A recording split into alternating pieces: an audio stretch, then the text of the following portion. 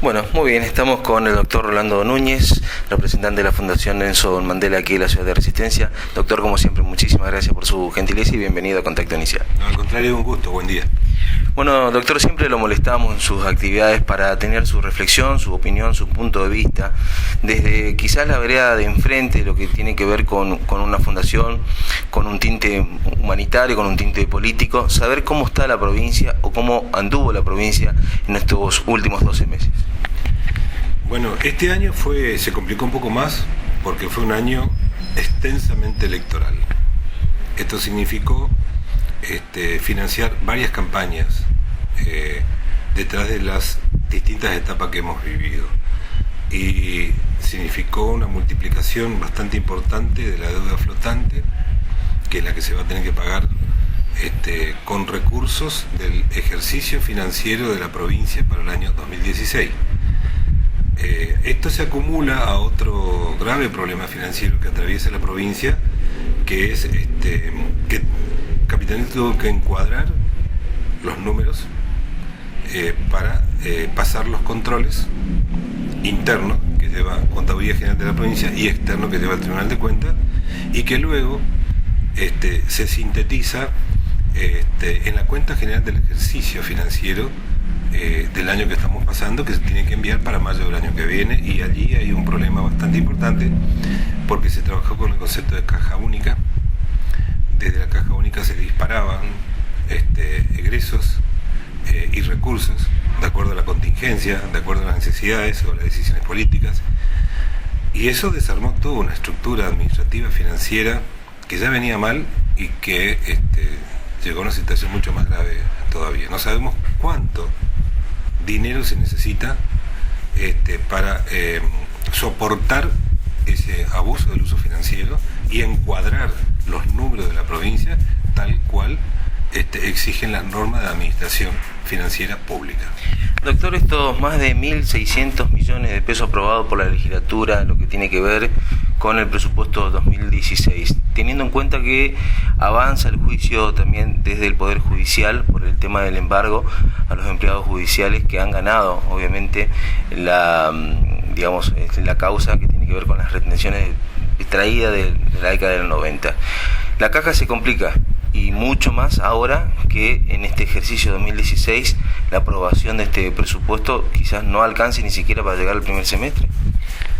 Hay una pequeña partida en el proyecto de presupuesto enviado por el Poder Ejecutivo y que tiene que aprobar la Cámara de Diputados, pero es muy pequeño en función del total que hay que pagar, sumando los resultados de todos los juicios iniciados como consecuencia de los errores que cometió el Superior Tribunal de Justicia en su momento, cuando se incrementó el salario para los integrantes del Superior Tribunal de Justicia y no lo trasladó al resto del personal ni a magistrados y jueces de otros niveles. Creo que la provincia no puede pagar con dinero líquido y exigible. Va a tener que recurrir a un endeudamiento público, una emisión de bonos o de títulos. Eso requiere una etapa de negociación y de consenso para que los acreedores, que son los que ganaron los juicios, acepten o no. Y está en la memoria de muchos de ellos lo que pasó en la negociación que tuvieron con los bonos que en su momento emitió Ángel Rosas para cancelar otro juicio también millonario que ganaron empleados, funcionarios y jueces del Poder Judicial. Yo creo que el 2016 va a ser un año complicado para el sector público, para el financiamiento. Siempre tengo presente que de la coparticipación clásica que nosotros recibimos mensualmente y que se gotea de lunes a viernes de toda la semana, el 98% está destinado a pagar salarios del personal de planta permanente como también del personal transitorio, y allí volcamos contratados de obra, contratados de servicios, jornalizados, conveniados con Nación y becados o becarios. Para hacerlo más sencillo para la audiencia, el 50% de las familias chaqueñas del total de la población del Chaco financia su economía familiar cobrando directamente del Estado salarios como personal permanente o transitoria. Esto está marcando un grave problema estructural en el funcionamiento cotidiano de una economía, como en este caso la del Chaco, en donde el gran empleador es el Estado. Allí yo sumo no solamente el Estado provincial, sino también todos los municipios, e incorporamos dentro del personal del municipio también a los permanentes y también a los contratados y a los PAM. O sea, tenemos una población que para financiar su familia es Estado dependiente. Y tenemos la provincia del Chaco que es estructuralmente Estado dependiente de nación, por el modelo fiscal que tiene la Argentina, y esto ha ido significando una pérdida gradual de porcentajes importantes de coparticipación cuando se discutió la ley en el año 1984, cuando en ese momento TENEP era el gobernador y el ministro de Economía era el ingeniero Rafael González, que consiguió una posición privilegiada, el cuarto lugar en porcentaje de coparticipación primaria, que es la que divide con qué se queda nación, y el resto del porcentaje para las provincias, y dentro de las provincias un ranking de coeficiente que permite la distribución. Hoy la situación es grave, no se notó mucho en estos años porque fueron enormes las transferencias que envió el gobierno nacional privilegiadamente a la provincia del Chaco y a otras, en términos de transferencia de capital, o sea, para obras públicas, y en transferencias corrientes para pagar gastos normales de funcionamiento del Estado, entre ellos sueldo, becas, contratados y jornalizados. Es probable que eso se interrumpa, no sé si todo, en qué porcentaje, porque la nación también tiene problemas de caja. Y el resto de los problemas que ya va conociendo la población, falta de reserva, un déficit fiscal enorme, que se produjo fundamentalmente por un factor, que fue el déficit de la balanza comercial agropecuaria, que es cuando la soja empezó a caer su valor y hoy vale la mitad de lo que valía hace 5 o 6 años. Entonces se recauda menos, aparte del conflicto con el campo, el porcentaje de retención, etcétera, etcétera. Pero en los hechos concretos es que llegamos a una soja de casi 600 pesos, traducido al valor del dólar real que tenía en ese momento, hoy a 300 y fracción. O sea, ingresa mucho menos para el Estado Nacional, por lo tanto esto se traslada también a los ingresos de la provincia. Doctor, bueno, aparte de la situación económica y política de la provincia, ha pasado algunos temas, como usted lo dijo, excesivamente electorales en este año. Hemos tenido 5 elecciones, 2 primarias, 2 generales y un balotaje. Y sobre todo, bueno, saber desde el punto de vista político, ¿en qué le favoreció a la ciudadanía? Sabemos que la ciudadanía participó un buen porcentaje, pero los resultados fueron favorables para el conjunto de la provincia. Mirando para adelante es la pregunta.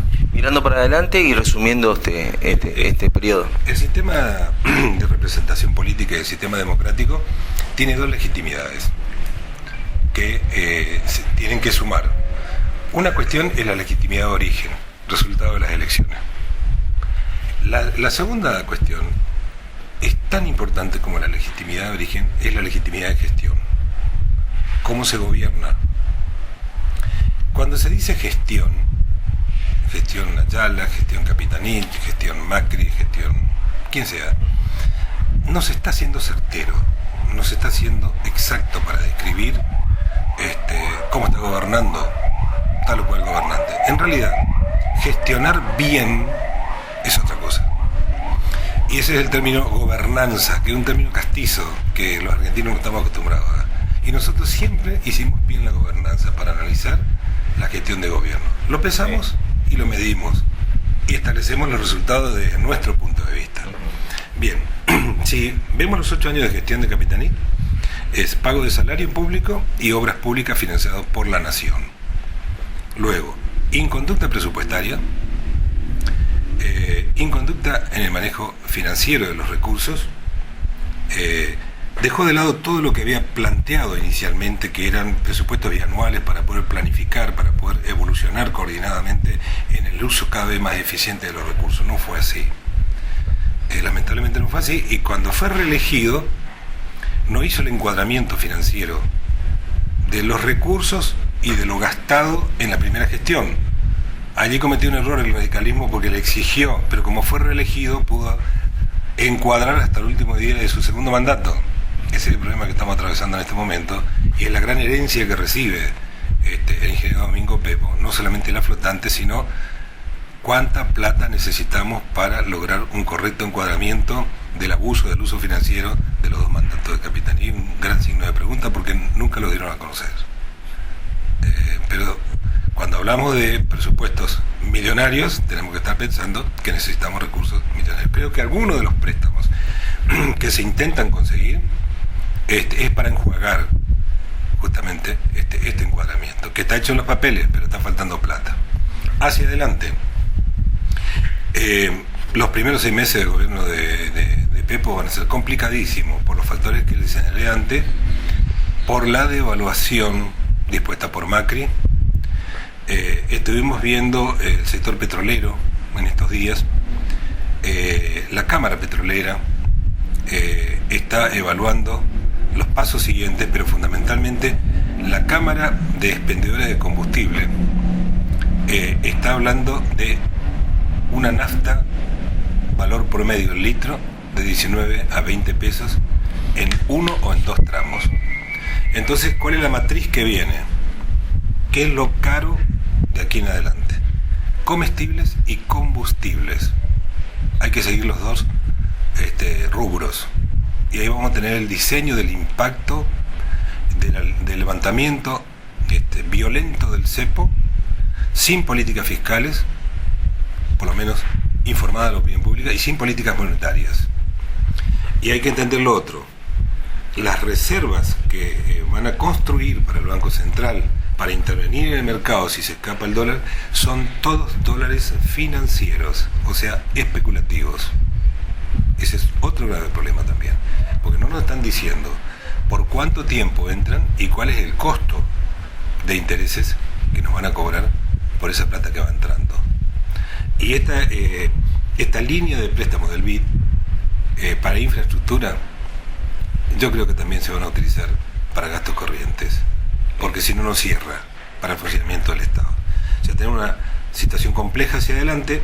La herencia dejada por el cristinismo es severa, en términos económicos, financieros, sociales también, y no creo que en el corto plazo nosotros tengamos un país normal como es la prédica constante del nuevo gobierno nacional, ni la revolución de la alegría como viene planteando, sino que viene esfuerzos, porque en el fondo las medidas tomadas que no compartimos por razones de oportunidad y por razones de forma, significa una gran transferencia de recursos de las grandes mayorías sociales hacia sectores económicamente muy concentrados. Y hay que decir lo siguiente: si vemos que el campo va a ser el que financia gran parte de las mejoras futuras, hay que entender lo siguiente: quedan 8 grandes jugadores en todo el esquema argentino, que son los que diseñan la política de producción nacional, del mercado de consumo y del mercado de exportación. Estos 8 jugadores, a los que se les denomina entre comillas fabricantes, manejan todos los resortes de estos mercados. Por lo tanto, un presidente no maneja la renta si pocas empresas manejan todos estos resortes sustanciales y estructurales de producción y de economía. Entonces, yo le diría, estamos en el horno. No sé bien a qué temperatura porque nos falta conocer mucha más información. Pero acá hubo una devaluación brutal y viene un ajuste brutal. Doctor, vamos a otro tema que también tiene que ver con este resumen anual. Lo hemos escuchado, lo hemos visto en varios medios de comunicación, sobre todo ustedes, una columna de opinión importante de TN Todo Noticias cuando suceden los casos más trascendentes del Chaco. Uno de ellos fue el caso de la expresión de un funcionario público que dijo que el pobre está acostumbrado a comer de la basura, que fue el detonante quizás de muchos factores que de alguna manera nuevamente nos catapultaron nosotros los chaqueños como índice de pobreza nacional. ¿Cómo está la pobreza en la provincia? Mire, antes de pasar a ese tema, yo recuerdo que cuando me hacen las entrevistas a varios medios nacionales sobre ese tema, me preguntaron ese funcionario, que es Juan Carlos Goya, subsecretario de Derechos Humanos, y dije que no entendía la lógica del razonamiento ni las razones por las cuales se expresaran esos términos.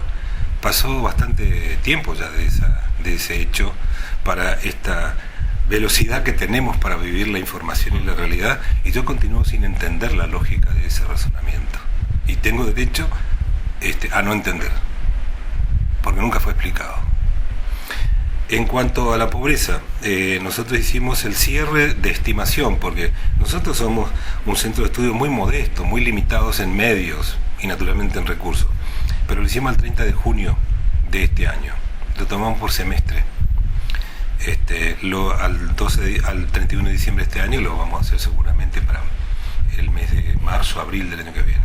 Nos dio el 40% de la población de Chaco está por debajo de la línea de pobreza y el 17% está por debajo de la línea de indigencia, para lo cual nosotros consideramos los siguientes factores: valor promedio de ingresos por salarios, por programas o por planes o por asistencias estatales, el valor promedio de la canasta básica alimentaria, que es de indigencia en góndola, para productos de primera, segunda y tercera línea, y la canasta básica familiar, que es la alimentaria, más los servicios tarifados y no tarifados, agua, luz, mínimamente educación, salud, y nos dio ese dato que le repito: 40% por debajo de la línea de pobreza y 17% por debajo de la línea de indigencia. La proyección de los estados mensuales de julio, agosto, septiembre, pero fundamentalmente en los últimos 45 días que se produjeron alzas extraordinarias de precio, está indicando un aumento notable de la pobreza, que se va a graficar seguramente en las próximas estimaciones que puedan hacer los distintos organismos, y que todo se relativice y se desmiente, porque como destruimos el INDEC, no tenemos fuente para confrontar, desde lo oficial a lo privado, porque lo que nadie está diciendo es un tema muy grave. Argentina perdió soberanía estadística, y la reconstrucción de una soberanía lleva mucho esfuerzo, mucho tiempo, mucho trabajo, muchos recursos y mucho dinero. No lo vamos a hacer. Si saliera dentro de 3 o 4 meses a dar información, el índice sobre pobreza, indigencia, valor de la canasta familiar, la alimentaria, etcétera, etcétera, y la pone como verdad revelada, no va a ser creíble. Va a llevar un proceso mucho más largo. Doctor, por último, y aprovechando ya que lo tengo aquí presente, su opinión, su visión también con respecto al sistema de salud, porque sabemos que la provincia también ha dado índices de salud muy nefasto, en otros casos muy por de lo mínimo esperado, y hoy por hoy vemos que el sistema de salud, si bien funciona en la provincia, pero no llega a toda la población. ¿Qué se sabe? Lo que nunca comprendió Capitanía es lo siguiente: no es lo mismo apilar ladrillo que funciona bien un hospital, o apilar ladrillo que funciona bien una escuela. Yo creo que hubo una especie de tendencia a la cosificación, a ver la educación, la salud, la seguridad social, la justicia como una cosa, construir edificios, obras públicas. Pero si uno le pregunta a cualquier chaqueño cómo funciona el hospital público, y repite la misma pregunta, en la sala de espera de hospitales, puestos sanitarios, van a coincidir mayoritariamente, pero muy mayoritariamente, que funciona mal, porque no hay médicos o no son suficientes, no hay insumos o no son suficientes, no hay medicamentos o no son suficientes. Pero hay una cosa muy clara que signa o describe la salud pública de Chaco y de muchas provincias, o de casi todas. El sistema se deshumanizó y se desorganizó en grado extremo. La deshumanización y la desorganización explica por qué estamos como estamos. Hoy el sistema funciona por inercia, por el esfuerzo de los trabajadores. No de todos los trabajadores, algunos no trabajan. Pero como no hay controles, no hay exigencias, entonces cada trabajador es su propio jefe. Al no haber organización, no hay planificación, no hay metas, no hay financiamiento suficiente. Por lo tanto, los resultados no pueden ser diferentes a todas estas fallas. El complejo del hospital Perrando Castellán de adulto y ahora el pediátrico tiene tantos déficits que es muy difícil hacer un inventario final. muy difícil. Pero no es posible que las colas comiencen y sigan desde hace años, iniciándose a las 11 de la noche para ser atendido o no al día siguiente en algún horario. El traslado del tiempo vida de cada paciente a un servicio ineficiente, que además está en un esquema en donde no se promueve la salud, no se previene la enfermedad y se brinda un pésimo sistema de asistencia sanitaria, es un combo que explica por qué los chaqueños, respecto a la población del país central, morimos 7 años antes que aquellos que viven entre el paralelo 31, que es Córdoba, al paralelo 39, que es Bahía Blanca. Sin dejar de lado la pérdida de calidad de vida del que enferma prematuramente.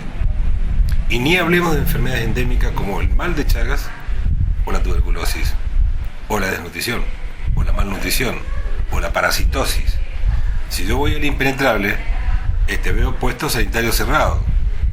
Pero entro a la casa y veo que están comiendo harina, grasa o su derivado.